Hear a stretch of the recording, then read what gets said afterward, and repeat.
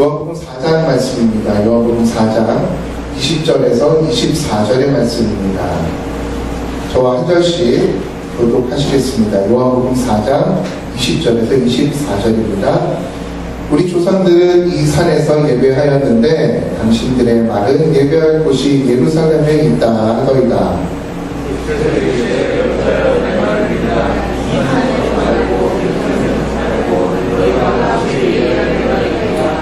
너희는 알지 못하는 것을 예배하고 우리는 아는 것을 예배하노니 이는 구원이 유대인에게서 남이라.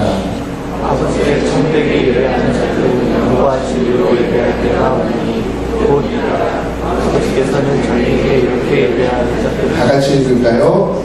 하나님은 영이시니 예배하는 자가 영과 진리로 예배할지니라. 아멘. 이 말씀 가지고 진정한 예배라는 제목으로 목사님 나오셔서 귀한 말씀 전해주실 때 많은 은혜 받으시기 바랍니다.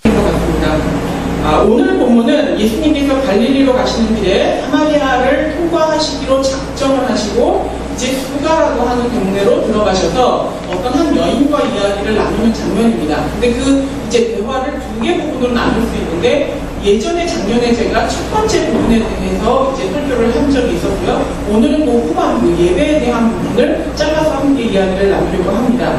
사실 이 사마리아라고 하는 곳은 그 유대 지역에서는 가지 않는 동네입니다. 그러니까 정말 강아지보다도 더 미천하다라고 평가를 받던 곳이 바로 그 사마리아라고 하는 지역인데 그 이유는 이제 유대가 전쟁에 망해가지고 포로로 끌려가고 거기에 있는 그 점령한 나라들이 들어와서 살고 하면서 특별히 이 사마리아 지역에서 같이 거주하면서 살았습니다. 때문에 그곳에서 결혼하고 아이를 낳고 하다 보니 혼혈 쪽이 되어버린 거예요. 그러니까 종교적인 형태도 혼합 종교적인 형태를 가졌을 뿐만이 아니라 혼혈 족들이 거하는 곳이 되었죠. 예를 들면 뭐 우리나라 그 예전에 농주청 같은 곳에 혼혈아들이 많이 있었던 것처럼 아주 그런 식의 우리가 그곳을 아주 이렇게 좋은 곳이라고 평가하지 않고 예전에 이렇게 차별을 많이 뒀던 것처럼 지금 이제 그 고대 시대에 이 사마리아라고 하는 지역이 그런 지역이었습니다. 그런데 예수님이 의도적으로 그 지역으로 가서 수가라고 하는 성에서 한 여인을 만나기 위해서 그 대낮 뜨거운 중동 지역에서 그곳에서 기다리고 계시다가 이제 이 여인을 만나게 되는 겁니다. 오늘 이 여인을 만나서 나눈 대화가 우리가 같이 읽었던 것처럼 첫 예배는 어떻게 드릴 수 있습니까? 어디서 드릴 수 있습니까? 라고 하는 대화를 주고받는 이야기입니다. 그래서 오늘 이제 예배에 대해서 말씀을 나누려고 합니다. 저희 교회는 이제 작년 4월 22일 날 교회를 첫 예배를 드렸고 이제 드디어 4월달이 되어서 언제 시간이 이렇게 갔는지 모르겠는데 벌써 1년이 되어갑니다. 제가 이제 3월달에 교회를 위하여서 이런저런 기도를 하면서 마음에 느꼈던 것은 이제 4월달부터는 정말 무언가 교회다운 모습을 갖추어 나가기 위하여서 조금 더 세팅을 많이 해나가야겠다라는 작정을 하게 됐고 기도 중에 하나님께서 예배에 대한 부분, 교회에 대한 부분들을 저희가 함께 나누면서 성경적인 교회관이 무엇인지, 성경적인 예배관이 무엇인지 우리가 어떻게 하나님 앞에 나가야 올바른 것인지를 정립해 나가기를 원한다는 확신이 들었습니다. 그래서 이제 4월부터는 저희가 예배에 대해 교회에 대해서 여러분과 이야기를 나눌 텐데 첫 번째는 성경에서 이야기하는 본질적인 내용들을 여러분에게 말씀을 드릴 거고요. 또 하나의 목적은 저와 여러분의 소통의 문제입니다. 한 교회를 목회를 할 때에 각 교회마다 개성이 있듯이 어떤 그 지도자가 가지고 있는 또 그 교회 공동체가 추구하고 있는 방향을 목회 철학이라고 합니다. 우리 교회는 수많은 그 성경에서 제시하고 있는 모델들이 있지만 이런 형태를 낼 것이다. 이런 비전을 추구할 것이다. 라고 하는 것을 이제 목회 철학이라고 하는데 그 목회 철학을 저와 여러분이 공유하면서 이제 다음 주에 저희가 창립 기념주일을 맞이하는데 그 기념주일이 되면서 이제 저희 교회가 공히 표방하는 비전은 무엇이며 우리 교회가 다른 교회와 다른 어떤 점을 가지고 하나님이 원하시는 아름다운 모습으로 갈 것이냐를 결정하게 될 겁니다. 이제 이 일을 위하여서 저희가 이제 이 4월달부터 여러분과 함께 이야기를 나누려고 합니다. 예배가 왜 중요하냐? 요즘 물론 이제 한 명으로 이렇게 제기된 건 아니지만 떠도는 이야기로 가나안 성도라고 하는 명칭이 있습니다. 이 가나안 성도라는 명칭은 뭐냐면 가나안을 거꾸로 한번 해보실래요?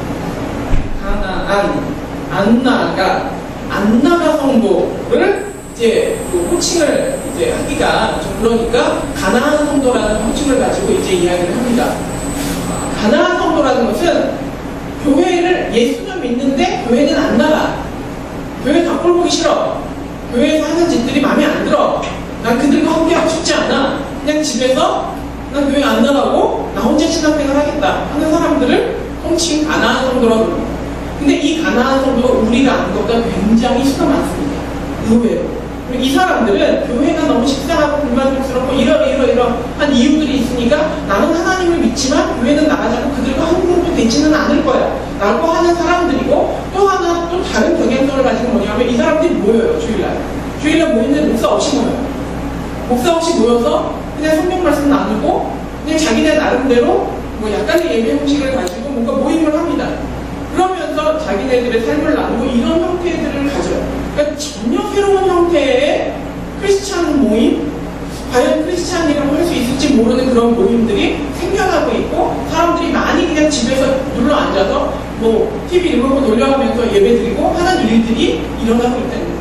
왜 이런 일들이 있느냐? 그러면 이들에는 무엇이 잘못이고, 그러면 우리는 굳이 왜 이렇게 번거롭게 교회라고 하는 곳을 혹 멀리서 가까이서 와서 예배를 드려야 하느냐? 예배가 왜 중요하냐는 겁니다. 이들의 모습은 이해가 갑니다만 사실은 성경에서 제시하고 있는 원론은 아니라는 거예요.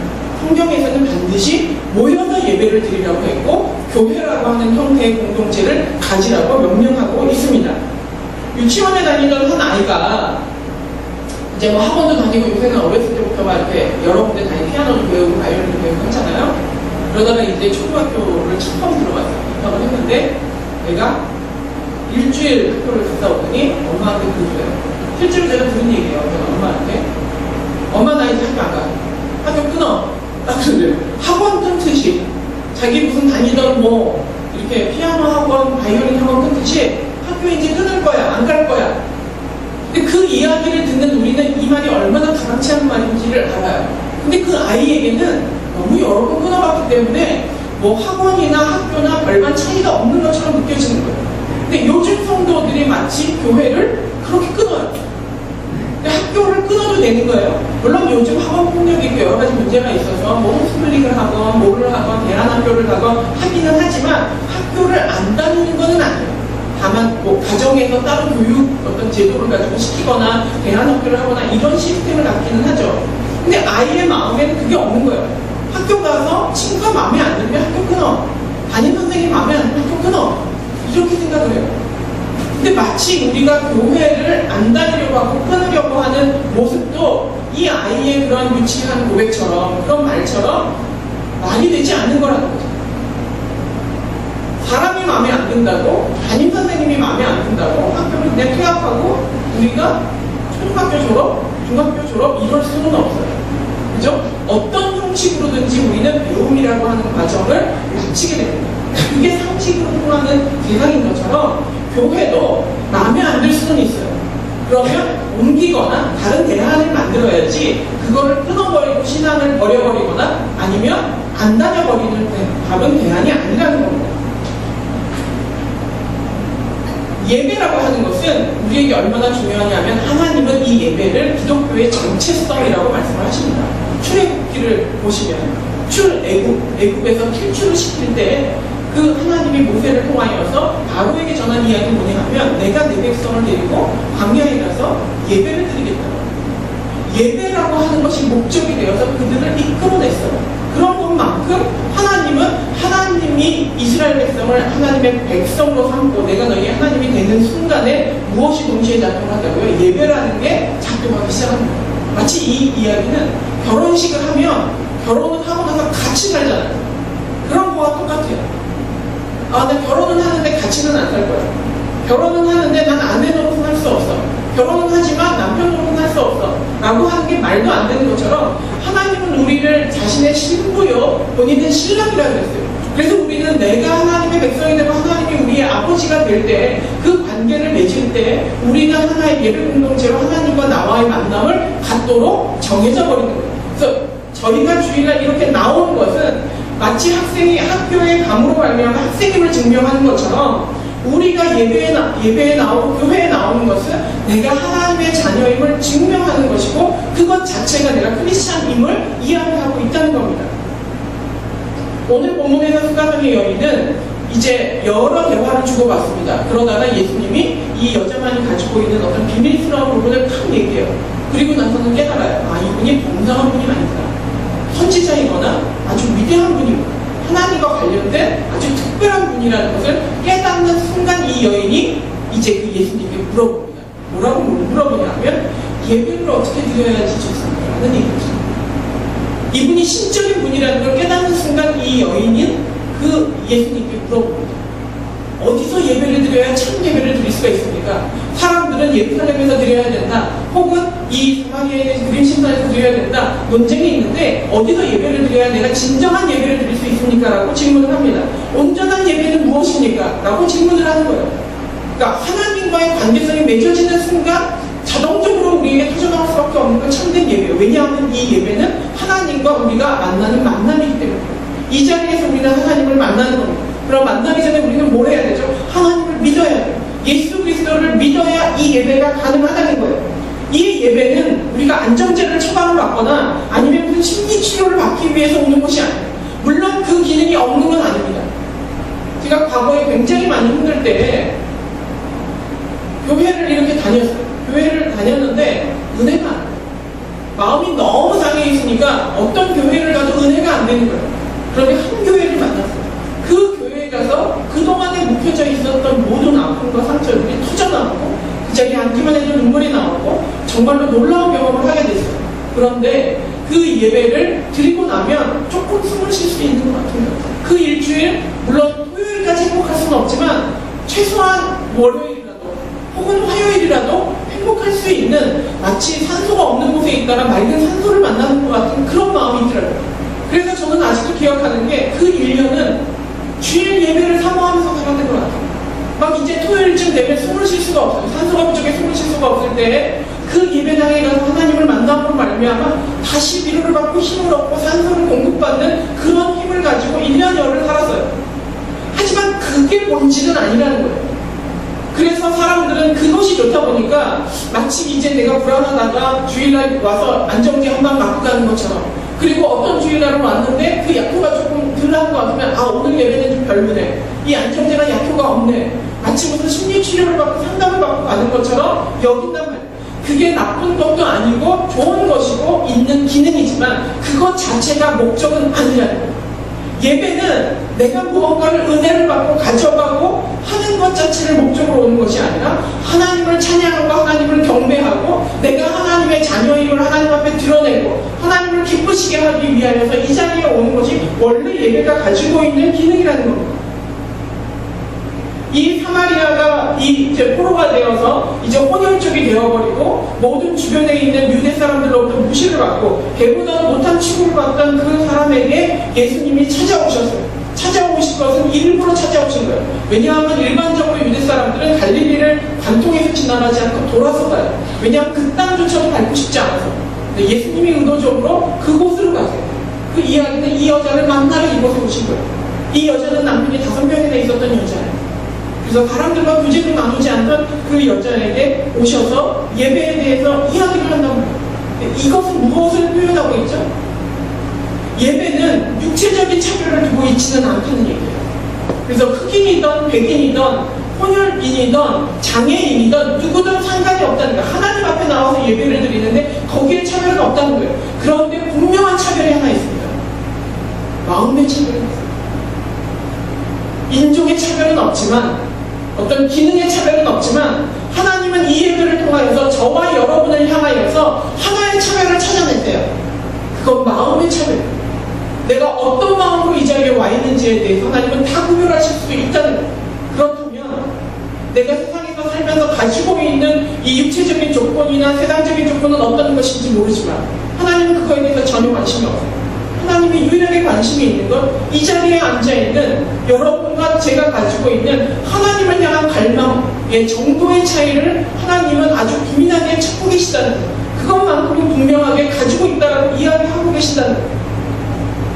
이 여인은 예수님을 향하여서 자기가 가지고 있었던 일평생의 궁극 부분 중에서 모세의 오경 5개밖에는 믿지 않았어요. 창세기, 출애굽기, 레위기, 민수기, 신명기 맨 앞부분에 있는 그 5권을 모세 오경이라고 그러는데 모세가 썼다고 해서 모세 오경밖에 믿지 않았어요. 그러니까 신명기에 나와 있는 모세 오경 중에 있는 신명기서에 나와 있는 그림 신상에 대한 축복 그것만 믿었어요. 그래서 그림 신상에서 예배를 드리는 거예요. 근데 유대인들은 어디다 예배를 드리죠? 예루살렘에다가 성전을 짓고 예배를 드렸단 말이에요. 그래서 이 두 가지의 갈등이 야 너희는 어떻게 그림 신상에서 예배를 드리냐? 사마리아 사람들은 모세오경에 나와 있는 하나님은 축복하신 땅이다 이렇게 주장을 하는 거. 유대인들은 예루살렘 예배를 드려요. 그러니까 이 여자는 헷갈리는 거. 어디서 예배를 드려요?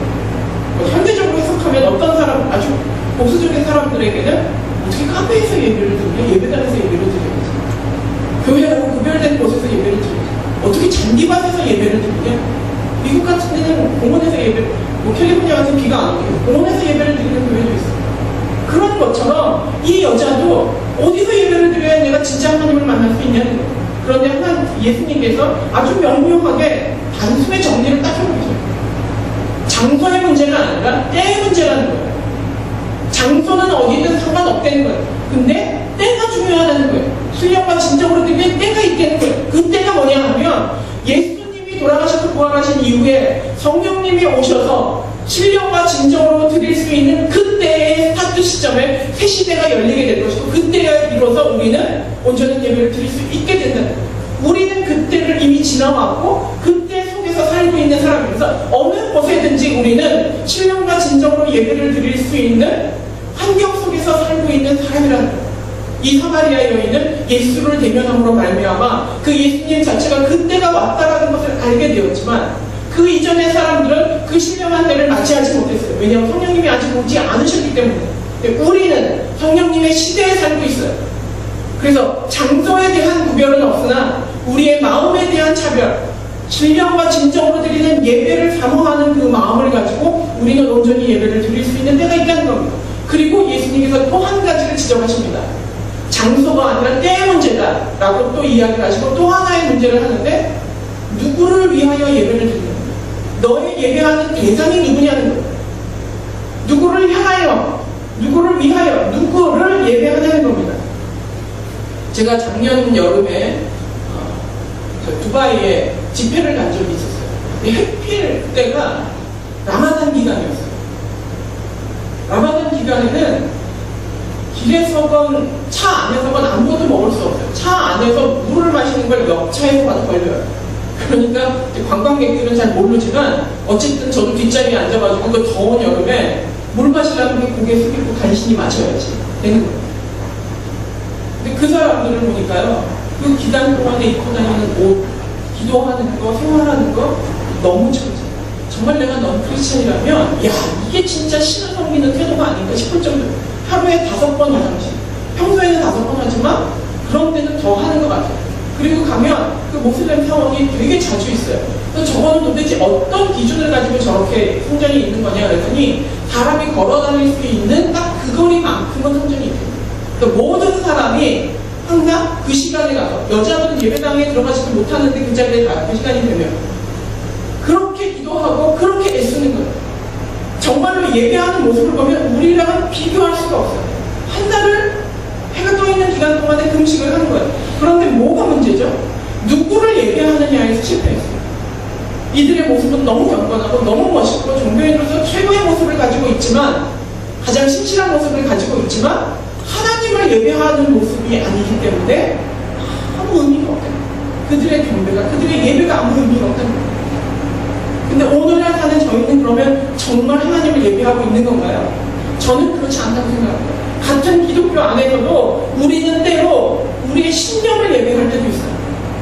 어떨 때는 정말 목사를 예배할 때도 있어요. 어떨 때는 그 교회 자체가 너무 좋다고 해서 그 교회 자체가 우상이 되는 경우도 있어요. 여러분은 무엇을 예배하기 위해 왔습니까? 예배에 오신 목적이 무엇입니까? 안정되는 처방받기 위해서 오셨나요? 아니면 나의 삶의 길을 찾기 위해서 오셨나요?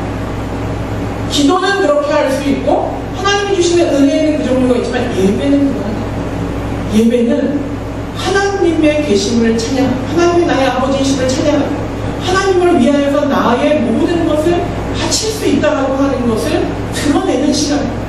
일주일 동안 우리가 어떻게 살았을지 상관없어요. 물론 잘 살면 좋지만 잘 못 사는 데도 있어요. 그래서 이곳에 와서 다시 한번 하나님 앞에 예배드림으로 말해요. 일주일 동안 내가 제대로 살지 못했지만 나의 삶을, 나의 물질을, 나의 육체를, 나의 마음을 모두 하나님 앞에 드립니다. 이것이 바로 예배의 정의라는 거예요. 예배의 대상은 오직 하나님 한 분이에요. 다른 대상은 있을 수가 없다는 거죠. 제가 예전에도 말씀을 드렸습니다만, 제가 이제 목사님들 이렇게 모임이 있어요.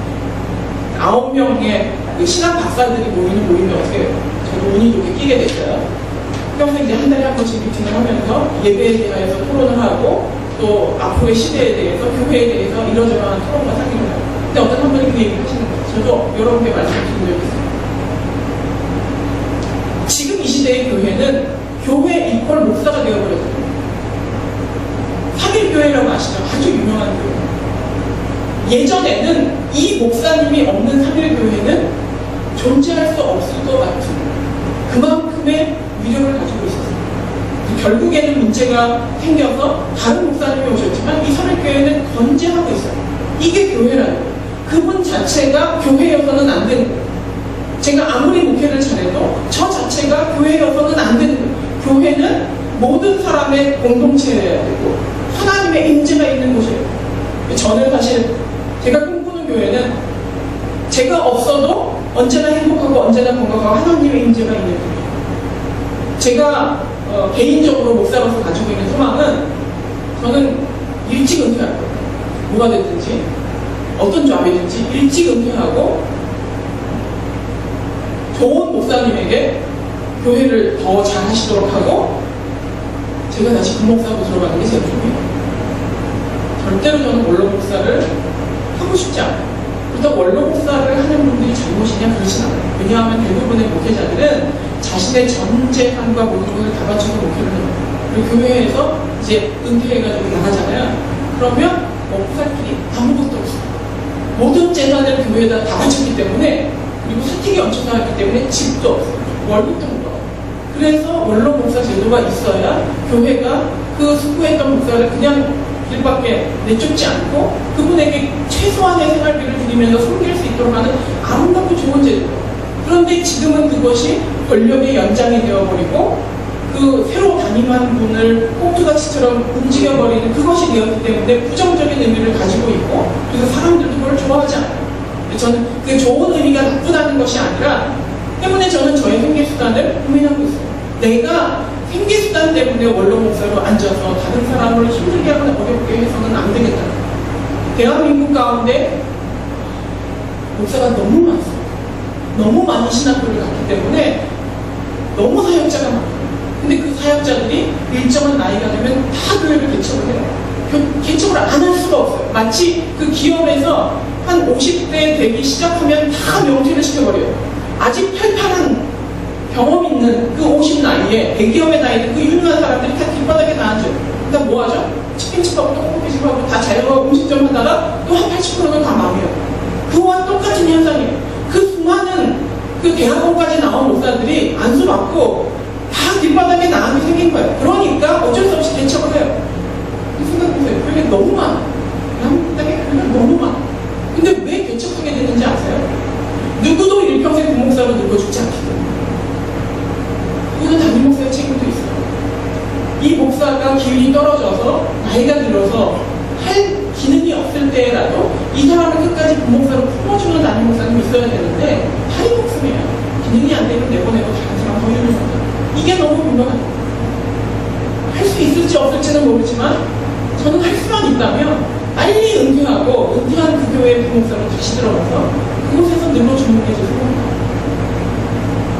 교회가 본질적인 것을 조금 더 깨닫고 바뀔 필요가 있다는 거예요. 누가 담임 목사가 되면 어때요? 하나님이 경배받으시고 하나님의 임재가 있고 성도가 행복하고 정말로 하나님과 교제나눌 수 있는 곳이 참된 교회라고 생각을 합니다. 제가 그저께 말인가 잠이 오지 않아서 밤 12시가 넘어서 EBS를 보는데 거기서 어떤 방송이 있었냐면 과학 프로그램이었어요. 근데 우주에 대해서 설명을 하는 거예요. 은하계 그러니까 태양계가 소속되어 있는 은하계 하나만 가지고 이야기를 하는 거예요. 근데 온 우주에는 이 은하계가 어마어마하게 많다고 그러더라고요. 근데 딱 하나의 은하계만 띄워놓고 이제 설명을 하는 거예요. 근데 여기 끝에서 저기 끝까지 가는데 900조 광년이 걸리거든요. 빛의 속도로 가는 거예요. 수백조 광년을 걸쳐서 가야 은하계 이쪽 끝에서 이쪽 끝을 갈 수 있어요. 그리고 그 큰 은하계에서 태양이 어디 있는지를 찍어주는데 어디 아래쪽에 하나 딱 점. 태양이 지구가. 근데 그 태양을 중심으로 지구를 보면 은하계에서 지구는 보이지도 않아요. 그러면서 그 1시간 동안 별이 어떻게 생겨나고 또 별이 어떻게 사라져가는지에 대해서 설명을 하는 거예요. 근데 그거를 보면서 태양을 딱 집어주는데 순간 깨달음이 오는 게 내가 섬기는 하나님이 이걸 만드신 거예요. 이 여인은 그림 심판에서 예배를 드려요. 예루살렘에서 예배를 드려요. 이러는데 이 얘기는 지금 그 은하계를 만드신 거예요. 태양이 점도 안 되는 그 은하계가 한 개가 아닌 수백 개가 있는데 그 중에 하나 딱 잡아서 태양계가 점밖에 안 되는 그것을 만드신 하나님을 섬기기 위해 우리는 지금 이 자리에 와 있고 지금 우리는 이곳에 있으면서 우리가 청담에서 예배를 드릴까요? 잠실에서 예배를 드릴까요? 예배는 이렇게 드려야 되나요? 저렇게 드려야 되나요? 저 사람은 왜 저런 그림 입고 왔나요? 그리고 지지고 볶는 내용이 어떤 것 같으면 하나님 보시는 거예요. 우리가 예배하는 대상인 하나님은 우리가 생각하는 정도 수준의 그 정도 크기의 하나님이 아니라는 사실입니다. 우리는 그분을 경배하기 위해서 이 자리에 와 있다는 거예요. 우리가 아는 하나님은 작아도 너무 작다. 그래서 하나님과 벌이는 실갱이도 우리가 하나님 앞에 나와서 예배하는 이 예배의 마음도 우리가 하나님 앞에 드려야 할 그 마땅한 그런 모습이 아니라는 겁니다. 예배는 하나님의 임재가 약속되어 있는 공적인 장소예요. 성경에 써 있어요. 하나님은 예배 가운데 함께 하신다고. 그러면 이 자리에 하나님이 계신 거예요. 그 우주를 만드신 그 신이 이 자리에 계신 거예요. 그리고 우리는 그 신을 대면하고 있는 거예요. 상상해보세요. 만약에 이 자리에 오바마 대통령이 있다면 여러분 아침에 어떻게 나오셨을까요? 좀 달랐어요. 이 자리에 그냥 박근혜 대통령이 와 있다면 마음으로 좀 무시하고 나는 그 당이 아니라 하더라도 우리의 모습, 앉아있는 것, 우리의 긴장하는 마음 저는 완전히 다를 거라고 생각합니다. 그런데 그 정도가 아니라 우리는 하나님이 이 자리에 계시다는 걸 믿고 와 있는 사람이라는 거예요. 그렇다면 하나님께 어떤 자세로 예배를 드려야 되는지에 대해서 말씀을 드리겠습니다. 첫째가 하나님께 드려 마땅한 마음의 준비를 하고 그 준비를 가지고 와야 되고 그 마음으로 이 자리에 끝까지 참석을 하셔야 됩니다. 하나님께 드려 마땅한 것 그것은 하나님을 얼마나 드리느냐에 따라 그래야 예배에 성공할 수 있습니다. 하나님께 드려 마땅한 것 예배는 일반 종교 모임이 아닙니다. 모임과 예배의 차이점은 모임은 사람이 사람을 만나려고 옵니다. 예배는 사람이 신을 만나려고 옵니다. 여러분이 제가 하나님을 만나려고 이 자리에 오는 거예요. 사람을 만나는 건 부수적인 거예요. 사람과 사람이 만나서 즐거우려고 오는 것이 아니라 사람이 신을 만나러 오는 거예요. 이곳에 하나님이 계시다는 것을 믿는다면 우리는 거기에 마땅한 마음의 준비를 각자 알아서 해야 됩니다. 내가 가장 존경하는 너무 만나고 싶었던 그 연예인이어도 좋고 아니면 존경하는 교수님이어도 좋고 누구여도 좋아요. 그분을 만나기 위해서 설레이는 마음으로 왔다면 우리 마음이 다른 것처럼 매번 드리는 예배마다 우리의 마음이 하나님이 누구신가 그 하나님을 위해서 나는 어떻게 준비할 것인가를 생각할 필요가 있다는 겁니다. 두 번째가 최선을 다해서 집중하고 하나님께서 받으시는 예배를 드려야 됩니다. 대통령을 만나도 난리가 없어야 돼요. 저는 이 말씀을 준비하면서 한번 상상을 해봤습니다. 만약에 우리 집에 혹은 이 장소에 오바마 대통령이든 누구든 좋아요. 아주 유명한 정말 우리가 범접할 수 없는 너무나 보고 싶었던 그분을 초대해서 내가 음식을 대접한다고 생각을 해봅시다. 근데 그 음식을 손도 씻지 않고 다 썩어 문드러진 재료를 가지고 그냥 대충 만들어서 순서도 지키지 않고 아무 그릇에다 내놓으면서 아 이제 드십시오. 이럴 수 있을까요? 내 친구들을 불러다가 집들이를 해도 깨끗한 그릇을 내놓고 좋은 음식 장받아가 음식을 만들게 됩니다. 근데 어찌 보면 우리가 만들어 드리는 이 예배가 손도 씻지 않고 심심하지도 않은 그 썩은 재료를 가지고 대충 버무려서 드세요. 이런 것처럼 하나님 앞에 드리는 예배일 수도 있다는 거예요. 만약에 이렇게 예배를 드린다면 저는 제가 만약에 하나님이었으면 인간은 죽었을 거예요. 신이 임재하는 곳에 인간의 너희들이 나에게 올 때에 이 마음을 가지고 어떻게 이럴 수 있느냐, 이 마음이 들 것 같아요. 실제로 이사야서 1장에 보면 하나님은 내가 너희들이 가지고 오는 수양과 번제물에 아주 빡 문드러지게 치려고 내 마당만 밟고 갈 뿐이다. 나는 너희들이 바치는 헌금 받지 않아. 부러워서 안 받겠다.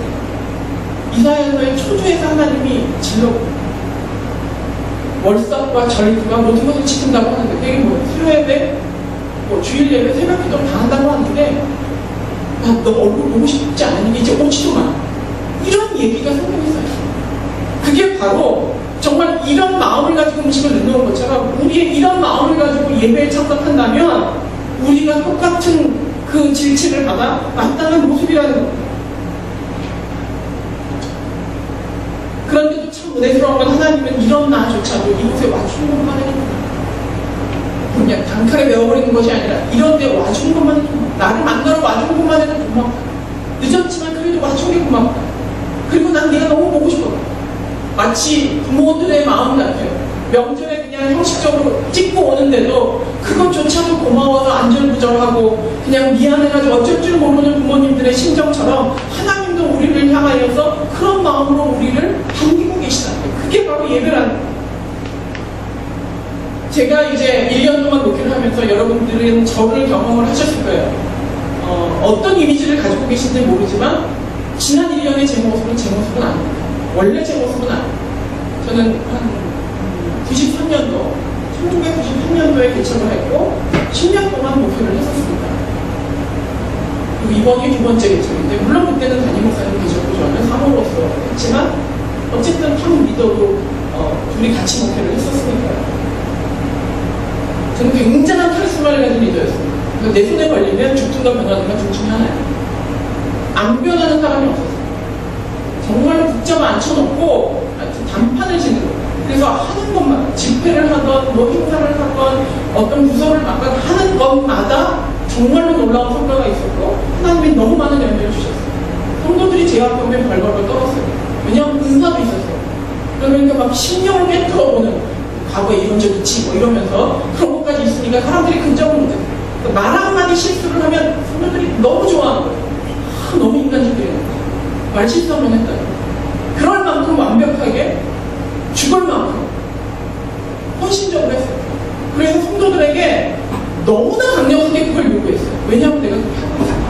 근데 저는 그게 제 기질이고 제 캐릭터라고 생각을 했어요. 내 리더십의 형태라고. 근데 그게 아닌 걸 알았어요. 시간이 지나서 그 10년 동안 모든 진행을 다 썼고 몸 망가질 대로 망가지고 가정도 망가지고 그것을 회복하는 데 10년이 넘게 걸리고 이제 먹고 사는 생계를 위하여서 10년 동안 노력을 하면서 근근히 여기까지 왔어요.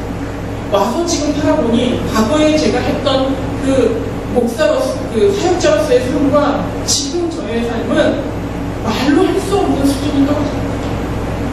죽을 만큼 충성하지도 않고 먹을 것이 없어서 굶으면서 다른 사람을 부정하지도 않고 정말로 하나님 앞에 8시간씩 기도하지도 않고 그때 비해 보면 아무것도 안 하는 것 같아요. 그 목회할 때는 그러니까 제가 어쩌면 기준이 높은지 모르겠어요. 병든 환자를 위해서 기도를 하는데 그 한 사람을 위해서 스트레이트 8시간을 기도를 했었어요. 기도할 때마다 제가 했던 기도가 이 사람의 병을 나에게 주시라. 혹은 이 사람을 살리시고 나를 주시라. 100% 진심으로 기도했어요. 근데 정직하게 저는 지금 예전엔 했었어요. 성도의 삶과 내 삶을 바꾸라면 내가 대신 물가를 지불해야 된다면 아무 소용이 없어요. 지금의 저는 이처럼 여러분의 병을 내가 가지고 갈 마음이 없어요. 여러분의 생명 대신에 내가 죽을 그런 헌신이 아직은 없어요. 그래서 아무 말도 못하고 지난 1년까지 내가 그렇게 살지 못하면서 무엇을 요구할 수 있느냐 끊임없이 1년 동안 그 갈등을 했어요. 그리고 그냥 무릎 흘러가는 대로 자연 그 상태로 그냥 강남 우리교회라고 하는 작은 종교배를 띄워놓고 그냥 이렇게 떠났어요. 1년이 되어가면서 과연 이것이 옳은가? 제가 이 얘기를 했어요. 나는 지금 누구에게도, 심지어는 같은 목회자인 부목사님에게도 어떤 것도 요구할 수가 없다. 자신이 없다. 내가 그렇게 살고 있지 않기 때문에. 과거의 저를 너무나 잘 아는 그분이 나중에 이제 저에게 하신 얘기가, 축구 코치가 골을 잘 넣는 거 맞냐? 코치가 운동을 잘해서 코치입니다. 코치는 코치로서의 역할이 있다. 그것 때문에 그 죄책감에 시달리느라고 아무 말도 하지 못하고 그냥 떠내려가는 것을 보고 있지 말라는 거예요. 그 말이 도전이 됐어요. 그럴 수 있겠구나. 아, 내가 이제는 선수가 아니라 코치로 바뀌었을 수 있겠구나. 제 심정에 우리 지난 토요일날 우리 철로역장 갔다 왔거든요. 그 철로역장에 이렇게 호수가 있어요. 사람마다 내가 어느 영성에 지금 속해 있는지, 어떤 사람은 구원의 영성에, 어떤 사람은 고난의 영성에, 뭐 마법의 땅이라고 하는 그 천성에 가기 직전에 잠자고 있는 그 얘기를 했는데, 제가 가지고 있는 마음이 한강 넘은 박지성 같은 마음. 나는 지금 뛸 수 없는데, 과거에는 뛴 적이 있어요. 2개의 심장을 가지고 뛴 적이 있어요. 그때는 내 주변에 있는 모든 사람들을 향해서 이렇게 해야 된다고 질책하면서 같이 성공의 길로 가고 그들을 성숙의 길로 인도해 놨어요. 근데 지금은 내가 그 필드에서 뛰지 못한다는 것 때문에 아무 말도 하지 못하고 위기소침해 있는 제 모습을 발견하는 거예요.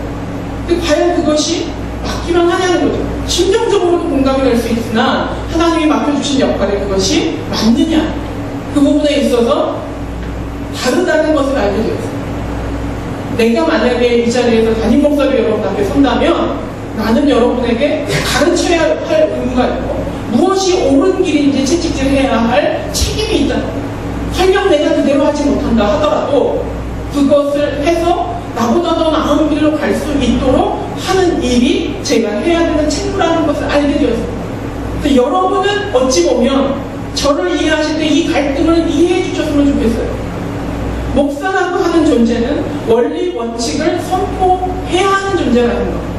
그래서 때로는 강단에서 여러분에게 강력하게 어필할 때 내가 그렇게 살아서가 아니라 이것이 하나님이 원하시는 것이라서 강력하게 촉구해야 한다는 것. 그리고 또한 저는 모든 목회자들이 그럴 거라고 믿습니다. 저뿐만이 아니라 그것에 대한 괴리감 때문에 오는 갈등이 언제나 목사에게 존재합니다. 목사인 제가 반드시 기억해야 하는 것이 있어요. 이 전반부가 여러분이 기억해야 하는 것이라면 목사인 제가 기억해야 하는 것은 과감히 원칙을 이야기하고 가르쳐야 된다는 거예요. 다만 뻔뻔해서는 안 됩니다.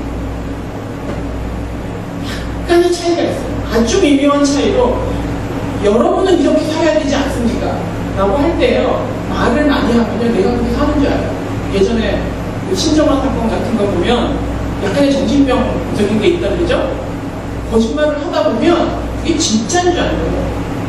심지어 어떤 사람들은 거짓말 탐지기 감식이 안 된대요. 그 거짓말 자체를 진짜 믿어버려요.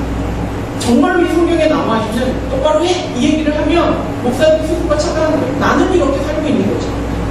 여러분이 눈치를 채셨는지 안 채셨는지 모르지만 저는 제가 의식하는 한 단 한 번도 여러분은 이렇게 회개해야 됩니다라고 얘기해 본 적이 없어요. 항상 저는 저예요. 아니면 우리. 그게 저로 하여금 깨어있게 만드는 장치예요. 회개해야 되는 건 여러분만이 아니라 나도 포함된다는 거. 똑바로 살아야 되는 거는 여러분만이 아니라 나도 포함이 돼야 된다는 거. 강단에서 너무 손쉽게 당신들은 일주일 동안 그거밖에 못 살아? 라고 책망하기 시작하면 마치 나는 일주일을 잘 가는 것처럼 착각하는 게 인간의 오류이기 때문에 저는 그것을 내 스스로가 깨우치기를 원해요. 매 순간 깨우치기를 원해서 의식적으로 표현할 때마다 번거롭지만 저와 여러분 아니면 우리예요. 그것이 목회자가 가지고 있는 갈등이라는 거예요. 성도를 옳은 길로 인도하기 위하여서 저에게 의무가 있다는 사실을 저는 앞으로는 잊지 않아요. 그래서 때로는 어찌 보면 여러분에게 좀 더 강경하게 요구할지 모르겠어요. 오늘 예배 패턴 조금 바뀌었죠? 또 바뀔 수도 있어요. 우리는 만들어가고 있는 과정이기 때문에. 근데 다음 주에는 5분 전에 할 거예요. 찬양을 드리고 공동체 고백을 하고 사도신경을 하고 다시 찬양을 하는데 5분 전에 시작을 할 거예요. 여러분 늦지 마세요. 신을 만나러 오는 자리에 늦지 마세요. 초대장을 받았다. 그럼 여러분 늦으시겠어요? 지지하지 않아도 늦지는 않아요. 내가 마음에 그 사람을 무시해도 우리는 거기에 늦거나 아무런 트레이닝 같은 것을 입거나 성의 없는 마음으로 그냥 자다가 이렇게 오지는 않아요. 그렇다면 비교해보세요. 과연 나는 하나님 앞에 어떤 마음으로 예배에 오는가를 생각해보신 거예요. 물론 저도 매주마다 그러진 않아요. 하지만 노력해야 돼요. 제가 또 노력해야 되는 건 내 정수를 잊지 않고 살아가는 거예요. 내가 목회를 하는 동안 목사라는 이름을 가지고 이 세계에 살아있는 동안에 내 원래 정수가 무엇인지를 기억하면서 겸손한 모습으로 살아가는 것은 제가 해야 하는 일이에요. 여러분은 하나님께서 말씀해주신 성경적 원칙에 따라서 배워나가셔야 된다는 거예요. 기독교는 만인 제사장이에요. 이 얘기는 모두가 제사장과 같은 그런 권위를 가지고 있다는 거예요. 그러나 여러분이 꼭 기억하셔야 되는 건 여러분에게 전문성은 없다는 것을 기억하셔야 돼요. 만인 제사장이라고 해서 목소리 큰 사람이 교회를 이끌어가는 것은 아니에요. 성경적 진리가 교회를 이끌어나가요. 때로 목사가 그것을 놓칠 때는 성경적 진리를 가지고 있는 누군가가 제안을 해서 그 길로 가야 하지만 대부분의 경우 여러분과 저는 권력이라고 하는 형태에서는 반드시 동등하지만 전문성이라고 하는 형태에서는 차이가 있다는 걸 명심하시고 때로는 내 마음에 들지 않을 수도 있을 거예요. 때로는 내 생각엔 이것도 아닐 것 같아 라고 하실 수도 있을 거예요. 하지만 그럴 때 자신이 이거 성경을 보세요. 가난한 성도라고 하는 자들은 뭐라 그럴까요? 교회는 이게 아니야 이럴 거예요. 목사가 아무리 얘기해도 듣지도 않을 거예요. 하지만 성경이 뭐라고 하고 있어요? 성경이 아니라고 하고 있는데 분명해요. 그러면 그들이 옳은가? 그들이 성숙하고 있는가? 아니요. 잘못하면 그러다 마귀의 밥이 될 수도 있다. 그것을 위하여서 여러분과 제가 이제 서로의 어떤 의사소통을 통하여서 이 교회가 무엇을 추구하려고 하는지 저는 이 교회를 이끌면서 끊임없이 겸손하게 끊임없이 나를 드러내지 않고 경배의 대상이 그 누구도 아닌 하나님만이 되어야 된다는 그 원칙을 가지고 갈 것이고 여러분도 그 원칙을 가지고 갈 때 그것이 성경적 예배의 기준이라고 하는 것을 꼭 기억하시기 바랍니다. 이제 다시 본문으로 돌아와서 하나님이 이 예배 가운데 계십니다. 믿으십니까? 진짜 믿으세요? 진짜 믿으세요? 진짜 믿으면 이 마음 괜찮아요? 물어보시고 다른 경우 우리는 거의 믿지 않아요. 머리가 알고 있는 거지 알고 있는 것과 믿고 있는 거 진짜 믿으면 그렇게 해서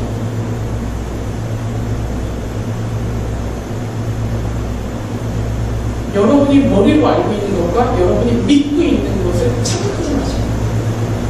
예배에 오실 때 다음 주부터 아니 지금부터는 이곳에 하나님이 계시다고 하는 것을 진짜 믿으시고 예배를 드리다가 제가 너무 자주 울죠. 그거는 하나님이 이 자리에 계시다는 것을 알기 때문에 너무 죄송해요. 정말 너무 죄송해요.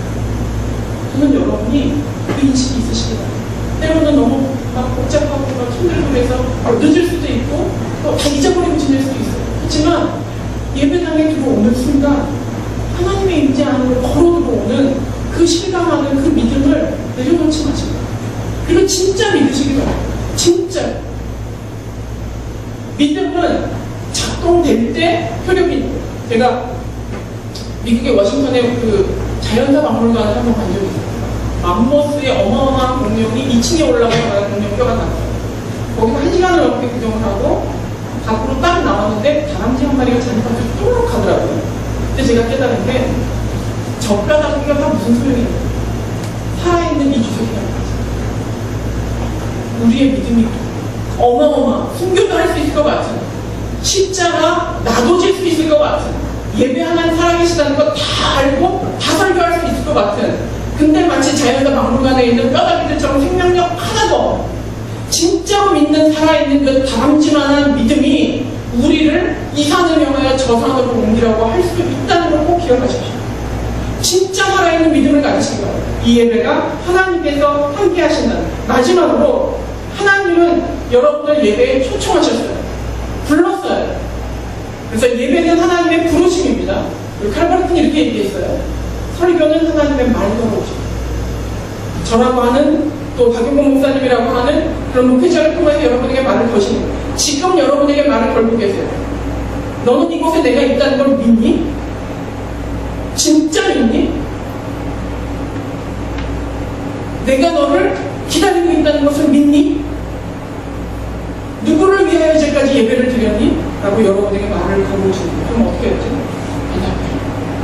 하나님 몰랐어요. 어쩌면 진짜 안 믿었었는지도 모르겠어요. 하나님 이제는 믿을게요. 대답하고 응답해야지만 이 예배가 완성되었다는 거예요. 모든 예배 때마다 여러분들에게 그 대답이 있으시기 바래요. 하나님은 여러분을 불렀고 말을 걸었어요. 그리고 여러분은 대답을 하고 하나님을 찬양하고 그리고 예배를 완성하고 돌아가는 여러분이 되기를 바랍니다. 결론을 말씀드리겠습니다. 예배는 생명입니다. 예배에 성공하면 절대로 신앙이 실패하는 일이 많습니다. 때문에 여러분이 예배만 잘 드리셔도 여러분의 신앙은 성공할 수 있습니다. 이번 주부터 또 다음 주 돌아오는 주부터 예배를 드리실 때 여러분 마음 가운데 그 질문을 하고 오시기 바랍니다. 하나님이 계신 곳으로 나는 들어가고 있는가? 난 정말 하나님이 이곳에 계신 걸 믿는가? 느끼면 있는 거고 느끼지 못하면 없는 거 아니에요. 내 부모가 부모 같아야 부모이고 부모가 같지 않게 느껴지면 부모가 아닌 게 아닌가요? 그렇지 않죠. 신앙은 느낌으로 하는 게 아니에요. 믿음으로 하는 거예요. 하나님은 이곳에 계십니다. 우리 모습이 어떤지 간에 그 모습 가운데 여러분의 있는 모습 그대로 모든 것을 하나님 앞에 드리시는 여러분 되기 바랍니다. 일찍 오십시오. 정성을 다하십시오. 그리고 나의 모든 존재를 드리십시오. 반드시 하나님을 만나고 돌아가십시오. 이 모든 이야기가 무색할 만한 하나의 이야기가 있습니다. 하나님이 이곳에 계신다고 진짜 믿는다면 어떤 지침도 필요 없어요. 내가 어떻게 해야 되는지는 우리가 더 잘 알아요. 저희 위에 찬양팀도 있고 예배를 준비하는 여러 스태프들도 있고 저도 있고 예배 오시는 여러분도 있어요. 여러분 모두의 저를 바랍니다. 하나님이 이곳에 계신 거 믿으세요? 많이 바뀌어야 될 거라고 저는 믿습니다. 이거 바꾸어 나갑시다. 그래서 정말 이곳에 누가 오든지 간에 하나님의 임재가 가득 차서 견딜 수 없어요. 정말 너무 기뻐서 하나님만이 기뻐 받으시는 그곳이 되기를 간절히 소원합니다. 아브라함 링컨은 이런 얘기했습니다. 오늘 준비가 안 된 사람은 내일 더욱 준비가 안 됩니다. 하나님과 아직 준비 안 됐으면 붕괴되지 않지. 구체적인 지침 하나만 말씀드리고 예배를 마치도록 하겠습니다. 저희가 아침에 커피 끓여놓고 교제 나눌 수 있도록 표를 내놓았습니다. 그렇지만 제가 개인적으로 하는 선이 있는데 예배 중에 커피를 마시는 것은 저는 반대합니다. 그것은 자칫 관람이 됩니다. 예배에 관람할 수 있는 분 딱 한 명 계신 분 하나입니다. 우리는 절대로 관람할 수 없어요. 왜냐하면 나를 위해 우리가 무대에 서 있는 거고 앉아서 보고 있는 건 하나님입니다. 그런 마음으로 저희가 예배에 참석하고 은혜를 나누고 그리고 하나님과 만나는 시간 되길 바랍니다. 이 시간에 저희가 찬양 한 곡 부르려고 합니다. 아까 불렀던 찬양인데요. 유일한 예배의 대상 하나님이십니다. 모든 영광을 받으실 분, 우리의 생명을 받으실 분, 모든 물질과 나의 모든 삶을 받으실 분, 오직 하나님 한 분이십니다. 그 한 분이 이곳에 계시다는 사실, 그것을 믿음을 가지고 이 시간에 찬양을 드리겠습니다. 주님 큰 영광 받으소서. 홀로 찬양 받으소서. 이곳에서 하나님은 여러분을 바라보고 계십니다. 그 하나님께 전심을 다해 여러분의 찬양을 올려드리시기 바랍니다. 온당과 하늘이나 찬양